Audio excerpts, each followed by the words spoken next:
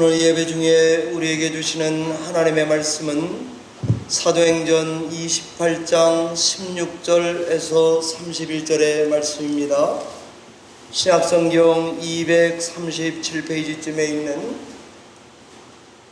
사도행전 28장 16절로 31절의 말씀을 두 절씩 교독해서 읽겠습니다. 하나님의 말씀입니다. 우리가 로마에 들어가니 바울에게는 자기를 지키는 한 군인과 함께 따로 있게 허락하더라. 사흘 후에 바울이 유대인 중 높은 사람들을 청하여 그들이 모인 후에 이르되, 여러분 형제들아, 내가 이스라엘 백성이나 우리 조상의 관습을 배척한 일이 없는데 예루살렘에서 로마인의 손에 죄수로 내준 바 되었으니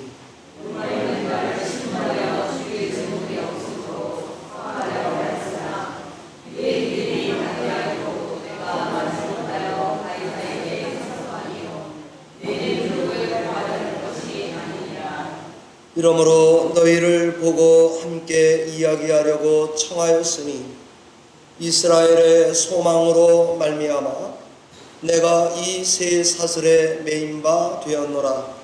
그들이 이르되, 우리가 유대에서 내게 대한 편지도 받은 일이 없고 또 형제 중 누가 와서 내게 대하여 좋지 못한 것을 전하든지 이야기한 일도 없느니라.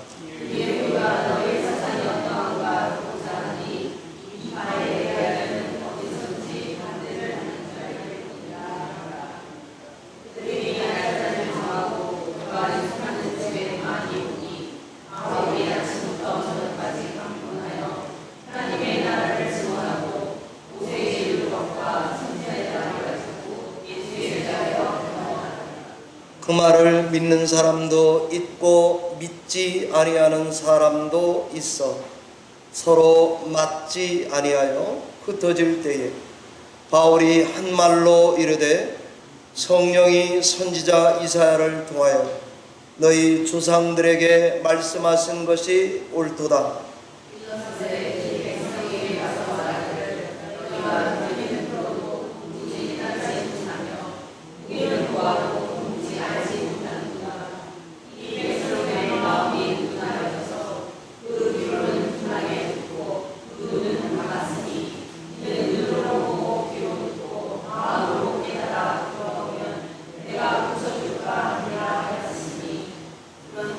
그런즉 하나님의 이 구원이 이방인에게로 보내어진 줄 알라. 그들은 그것을 들으리라 하더라. 같이 읽습니다. 바울이 온 이태를 자기 셋집에 머물면서 자기에게 오는 사람을 다 영접하고 하나님의 나라를 전파하며 주 예수 그리스도에 관한 모든 것을 담대하게 거침없이 가르치더라. 아멘. 기도하고 말씀 전하겠습니다. 하나님 아버지,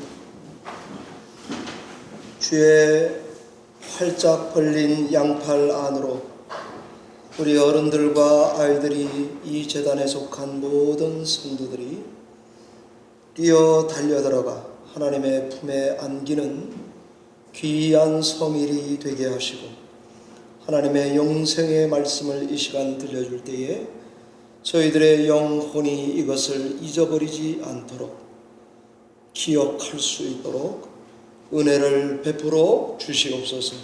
주께 의지하옵고 예수님 이름으로 감사하며 기도하옵나이다.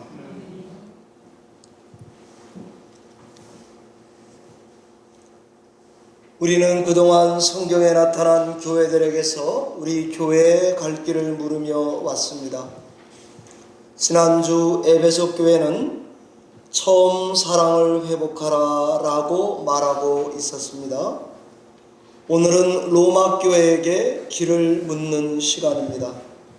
로마 교회는 과연 오늘날 우리에게 뭐라고 말씀하고 계신 것일까? 아마도 너희도 담대하게 거침없이 이스라엘의 소망을 증거하라 라고 말씀하시는 것 같습니다.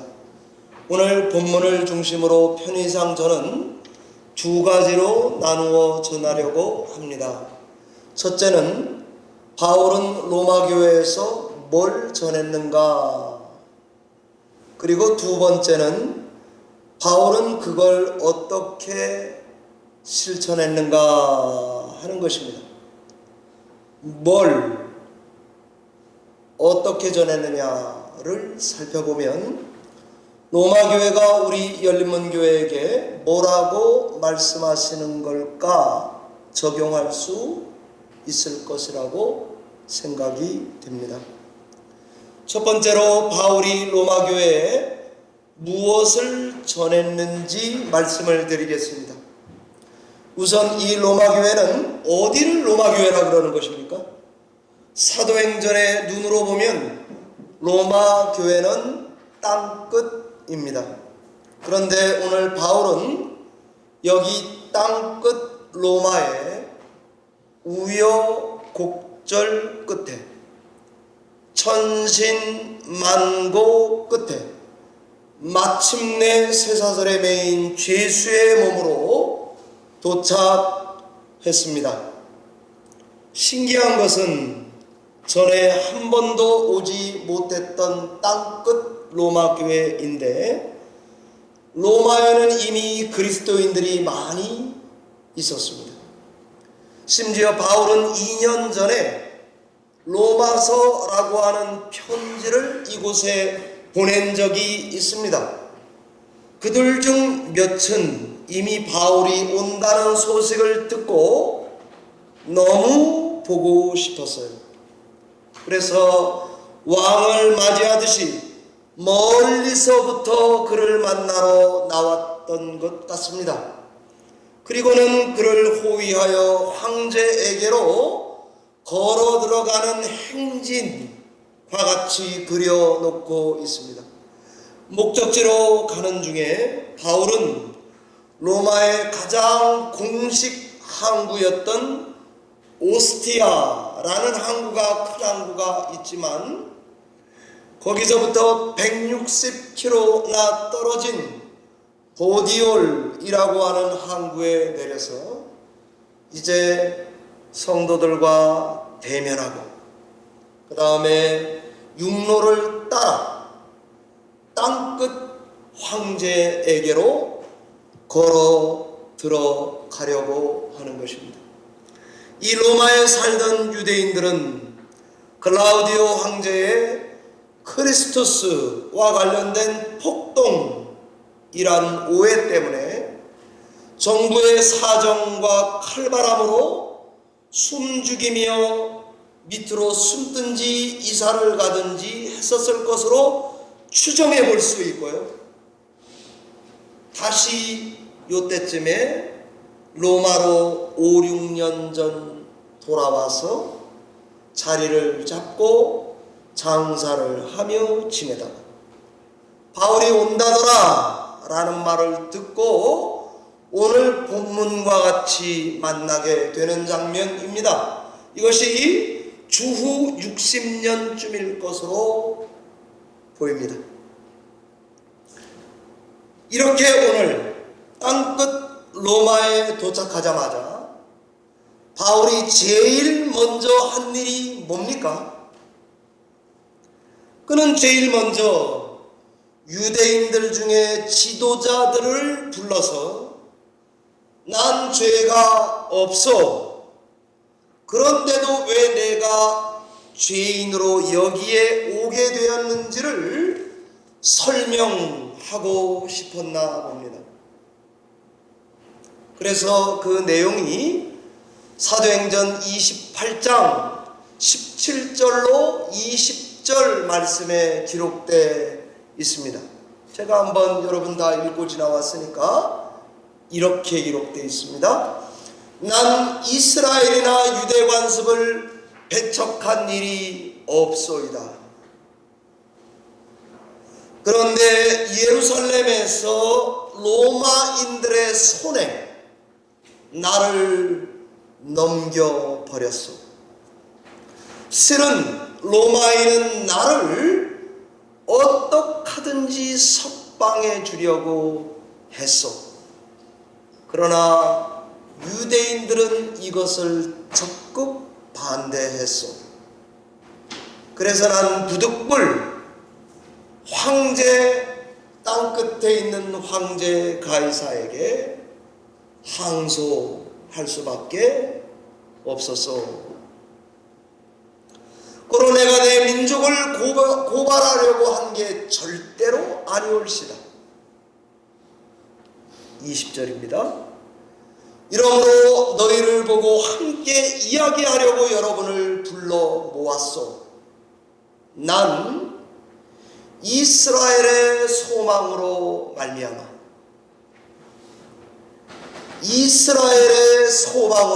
말미암아 내가 이 쇠사슬에 매인 바 되었소입니다. 여기서 바울이 말하는 이스라엘의 소망이 뭘까요?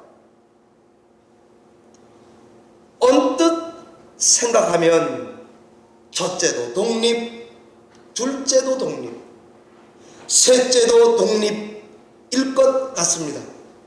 로마로부터의 정치적인 독립일 것만 같은데, 오늘 우리가 말씀을 잘 읽어보면 바울이 말하는 이스라엘의 소망은 독립을 말하는 것이 아닙니다.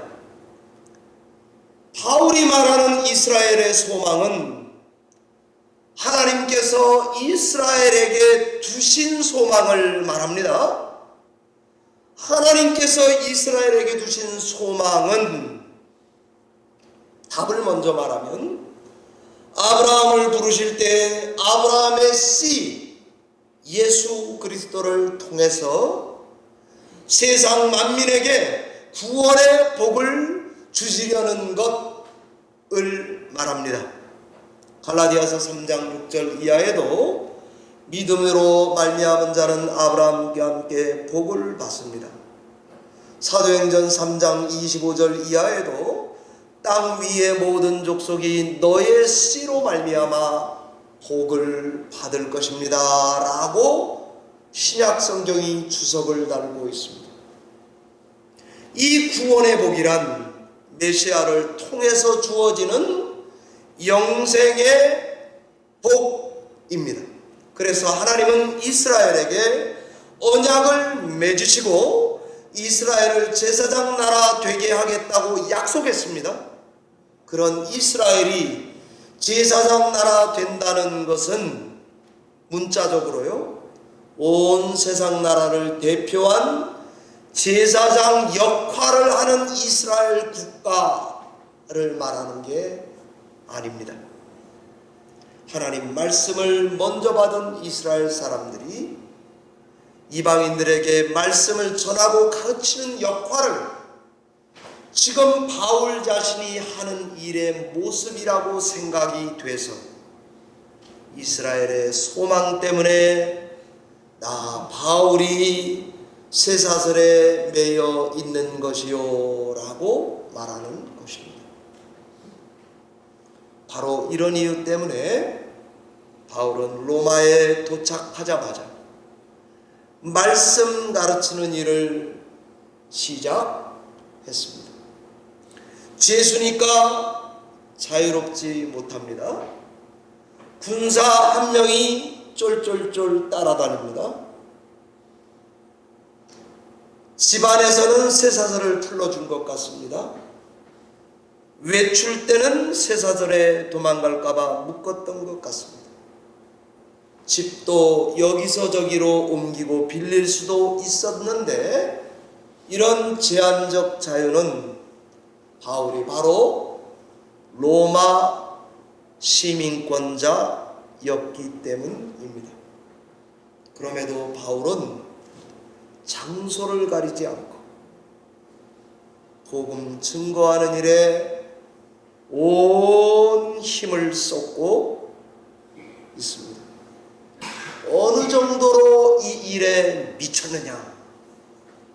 그는 새방에서 자기를 찾아오는 사람들에게 말씀을 전했습니다. 사도행전 28장 오늘 본문 23절에 보면 그들이 날짜를 정하고 유숙하는 집에 많이 오니 바울이 아침부터 저녁까지 강론하여 하나님 나라를 증언하고 모세의 율법과 선자의 말을 가지고 예수에 관하여 권하더라 라고 되어 있습니다.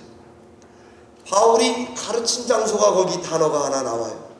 그게 바로 유숙하는 집인데요, 크세니아, 임시로 머무는 집입니다. 우리로 말하면 대저택 기와집 들어오자마자 있는 사랑채 정도 될 것입니다. 거기가 숙소예요. 거기서 사람을 불러서 가르치는 거예요. 그 다음에 30절에는 셋집에 머물렀다고 되어 있습니다. 미스도마, 렌트에서 빌린 집을 말합니다. 바울은 말씀을 가르치는 일을 위해서 사랑채에 머물러도 사람 불러서 가르쳐요. 돈 주고 조금 늘려서 셋집에 가도 거기서도 가르치고 했던 걸 알 수 있습니다. 바울은 때를 얻든지 못 얻든지 계속 말씀 가르치는 일을 중단하지 않고 있습니다. 날짜를 정했습니다. 커리큘럼을 정했습니다. 이른 아침부터 저녁까지 하루 종일 강행군 강의 스케줄입니다. 바울이 자기 사정은 둘째로 찾아오는 사람들 중심으로 자기의 시간을 다 조정하고 있습니다. 사람들이 이 강의가 얼마나 인기짱이었는지 강의 내용은 하나님의 나라 예수님에 관하여, 강의의 교재는 율법과 선지자, 구약 성경입니다. 이스라엘의 소망, 온 인류의 소망인 하나님의 비밀, 예수 그리스도의 계시를 전하는 데에 목숨을 걸었습니다. 저는 우리 열린문교회 성도님들에게도 이런 모습을 제가 지금 나열한 대로 복음 전도의 삶의 1번지로 살자 하는 것입니다. 여러분이 손자 돌봐야 돼요, 운동해야 돼요, 당뇨약 먹어야 돼요, 이런 것도 다 있지만 하나님께서 이 땅에 나를 보내신 사명을 따라 바울처럼 복음 전도하는 일이 어떤 게 내 삶의 1번인가, 그걸 찾아서 먼저 날마다 행하시는 여러분이 되시려고 신앙생활을 하시기를 바랍니다. 우리 열린문교회도 이런 정신을 본받아서 신앙해야 되겠습니다. 우선 우린 전통에, 복음 정신에, 과거에 철저하고 전문적이어야 되겠습니다. 동시에 이 복음이 지향하는 바 미래의 눈이가 있어야 하겠습니다. 그러면서도 어떤 성도, 어떤 교회의 모습이 이스라엘의 소망의 메인 모습인지 생각하셔서 거기에 여러분의 삶을 단순화시키고 집중하여 신앙생활을 하시기 바랍니다. 지난주 김남수 목사님 모시고 예배했습니다. 종교개혁 505주년입니다. 어찌 보면 종교개혁도 지금 바울과 그렇게 크게 다르지 않습니다. 전통에 철저해서 성경으로 돌아가자, 초대교회로 돌아가자라는 근본적인 아주 보수적인 기치를 내걸었습니다. 그런데 마틴 루터나 칼빈이 행했던 방법은 상당히 유행의 최첨단을 걸었습니다. 예배에 음악도 갖다 썼습니다. 성경도 번역해서 성도들이 개인이 다 읽게 했습니다. 성찬도 각 개인이 받을 수 있게 했습니다. 라틴 말로 드리는 미사를 집어치우려고 노력했습니다. 이런 모든 시도들은 사실 과거에 발을 딛고 있으면서도 하나님의 나라가 뭘 지향하는지를 목숨 걸고 시도했던 운동, 종교 개혁이라고 할 수 있습니다. 여러분 다 아시는 칼빈의 기독교 강요도 1판부터 4판까지 개정을 거듭했습니다. 이 말이 무슨 말일까요? 처음에 쓴 거나 마지막에 쓴 게 별반 다르지 않다 이 말입니다. 하나님의 계시가 10년 전에 온 거나 15년 전에 펼쳐진 거나 그렇게 크게 다르지 않다 이 말입니다. 그러니까 우리 신앙도 오늘 이 바울의 이런 시도와 우리도 적용을 한다면 하나님의 말씀에 아주 근본적으로 철저하면서 동시에 그 안경을 가지고 우리 교회와 우리 시대에 어떤 모습으로 나는 살아야 되는가 묻고는 그 삶을 살아내셔야 하겠다는 것입니다. 사랑하는 성도 여러분, 종교개혁 그러면 전부 다 배타적인 거, 싸우는 거, 옳고 그른 걸 얘기하는 거, 보수, 개혁 여기다가 초점을 맞춰왔는데 벌써 이게 500주년이 넘었으니까 이제 소장파 신학자들로부터 무슨 시도를 하는가 하면요, 종교개혁의 양대 산맥의 프레임을 넘어서는 그런 교회에 갈 길을 갈망하고 있습니다. 어떻게 하면 바른 종교 통합을 해볼 것인가? 어떻게 하면 기후변화에 적응해 볼 것인가?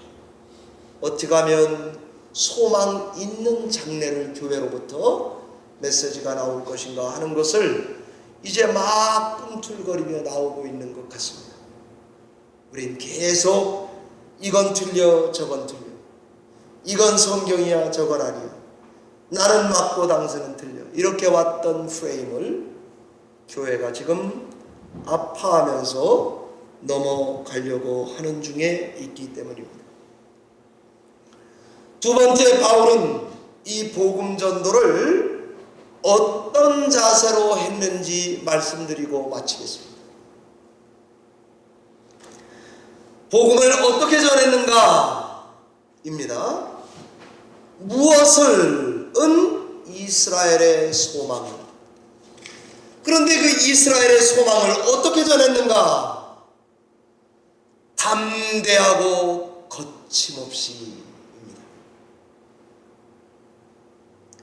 그러나 우리도 바울처럼 복음 이스라엘의 소망을 1번으로 전하되 담대하고 거침없이, 내 인생의 삶이 몇 년 남지 않았다면 더더욱 하나님께, 하나님 내가 이스라엘의 소망을 우리 손자 손녀 교회 내 주변 내 아내 내 남편 우리 애들에게 어떻게 담대하게 거침없이 전할지를 고민해야 되는 때가 됐습니다. 누가는 바울의 모습을 새방에서 성경 가르치는 것으로 자기 성경책을 마무리하고 있습니다.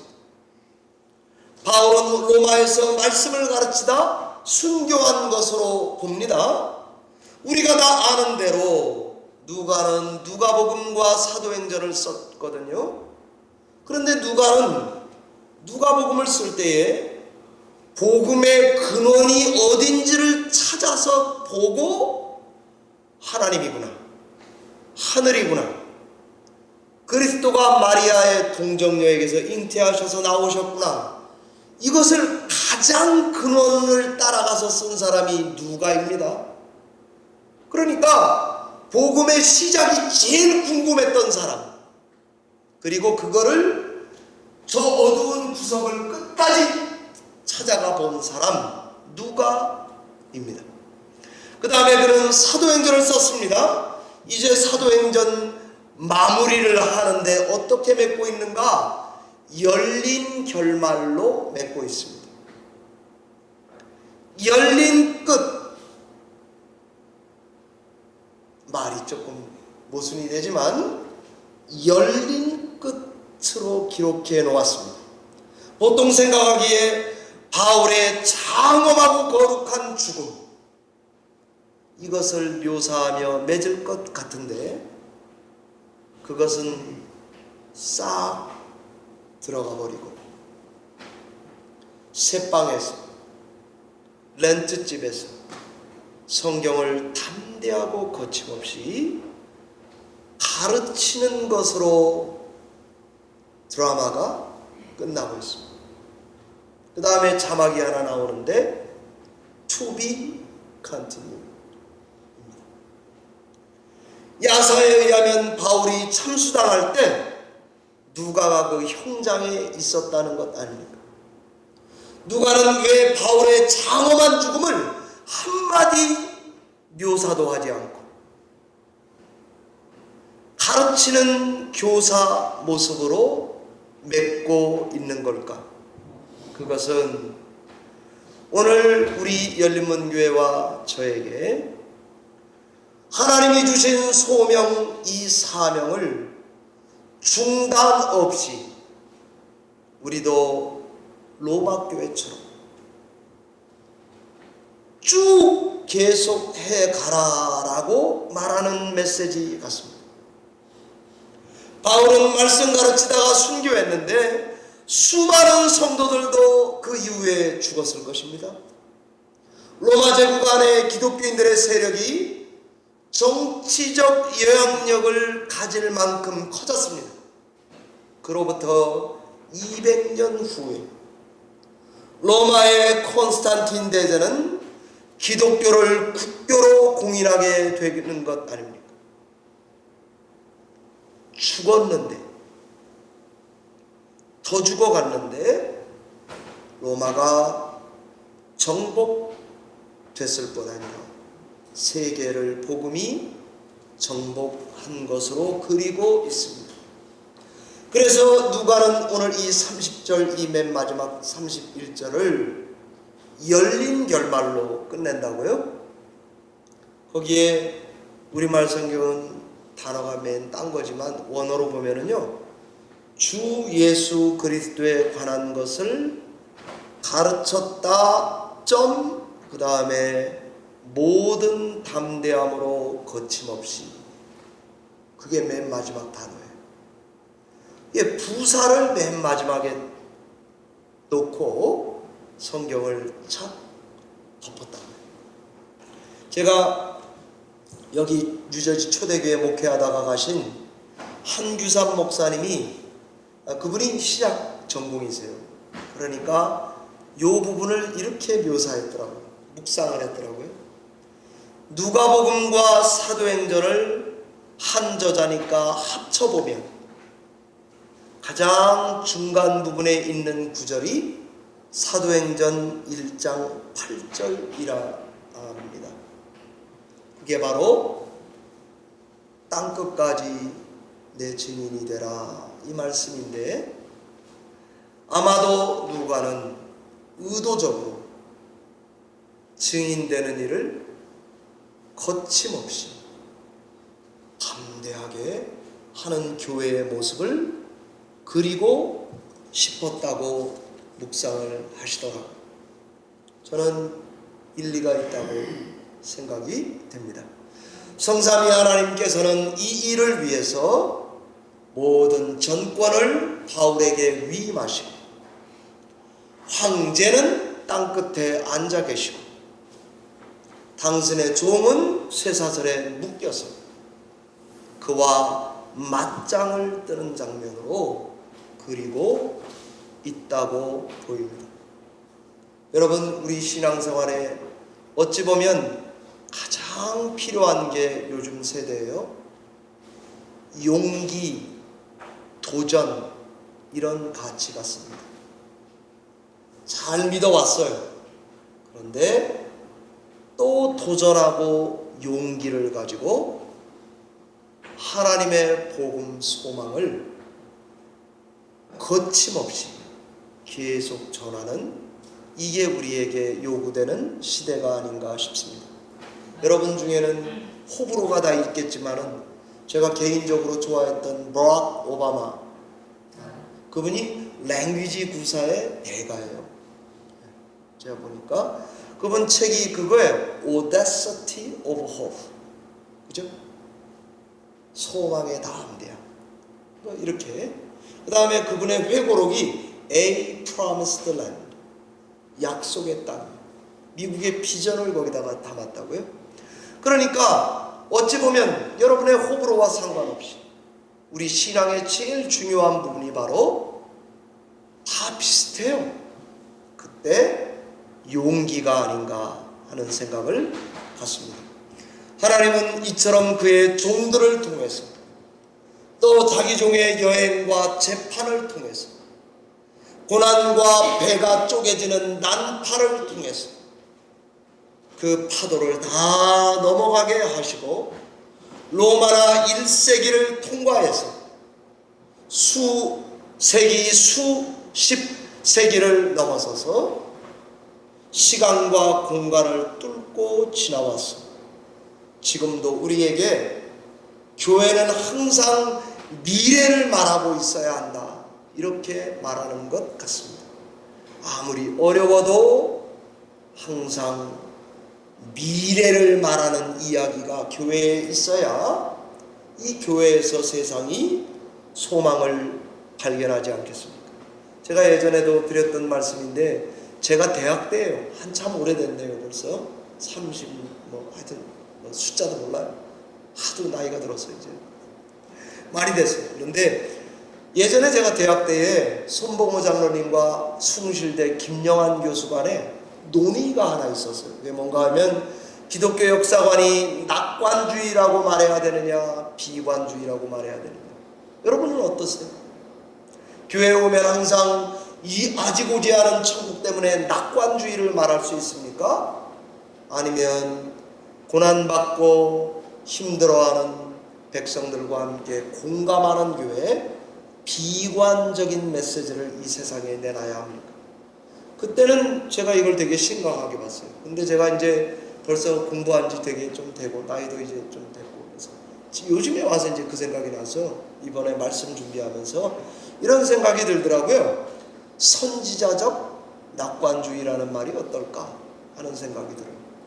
교회에는 항상 낙관주의, 미래에 대한 이야기와 메시지가 있어야 되겠습니다. 동시에 선지자적이어야 하겠습니다. 이 두 가지가 우리 교회가 해야 될 일이 아닌가 생각이 됩니다.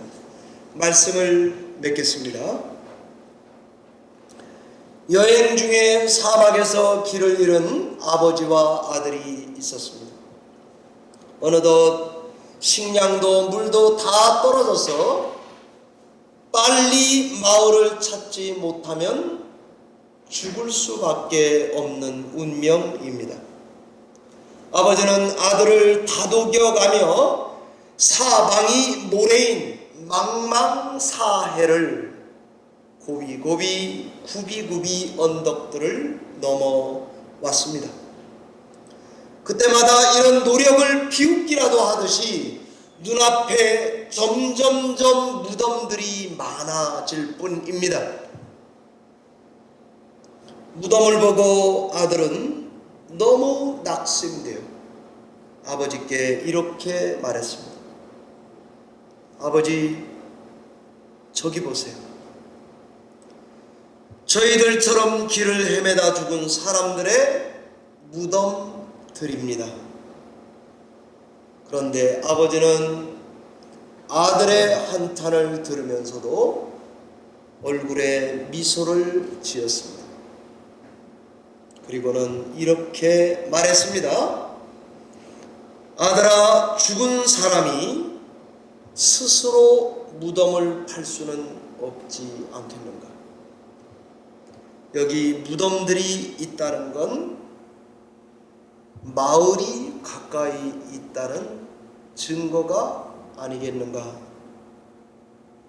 얼마 후 정말 무덤들에서 멀지 않은 곳에 마을이 발견이 되었습니다. 복음을 위해 고난을 받고 순교한 사람들의 이야기나 희생이 어쩌면 안개 속에서 신앙에 가는 오늘 시대 우리에게는 하늘의 소망을 나타냅니다. 날 위해 모든 고난을 감내하고 십자가에서 죽으신 예수 그리스도는 인류의 유일한 부활 소망이지 않습니까? 오늘날의 교회와 성도는 바로 이런 이스라엘의 소망을 가지고 이걸 증거하며 끝까지 담대하고 거침없이 복음을 증거해가야 할 것입니다. 저는 오늘 로마 교회를 통해서 저 자신에게도 우리 교회와 성도님 열린문에게도 우리 성도들에게도 복음에다가 모든 소망을 걸고 담대하고 거침없이 용기를 가지고 신앙에 가시자고 전하고 싶었습니다. 우리 각자의 삶에서 이 모습을 또 제 설교 들으면서 지금 비판하시죠?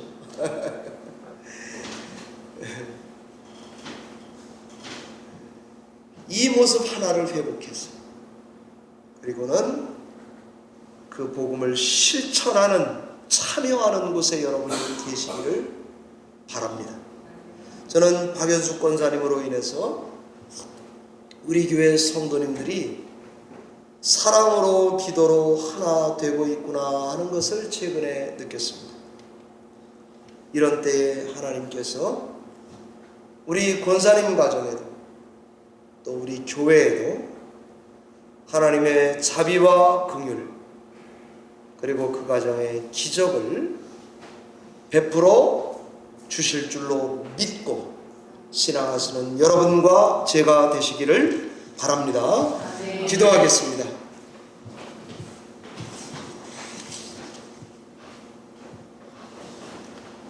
하나님 아버지 감사합니다. 우리의 삶이 무기력하게 무료하게 느껴질 때에도 이스라엘의 소망을 재발견하고 그 소망을 거침없이 그리고 담대하게 끝까지 증거하는 증인들이 되게 해 주실 줄 믿습니다. 그래서 우리 교회가 세상의 소망이 되게 하시고 빛과 소금이 되게 하셔서 하나님께 온전한 영광을 돌리는 복된 교회로 삼아 주시옵소서. 감사하고 예수님 이름으로 감사하며 기도하옵나이다.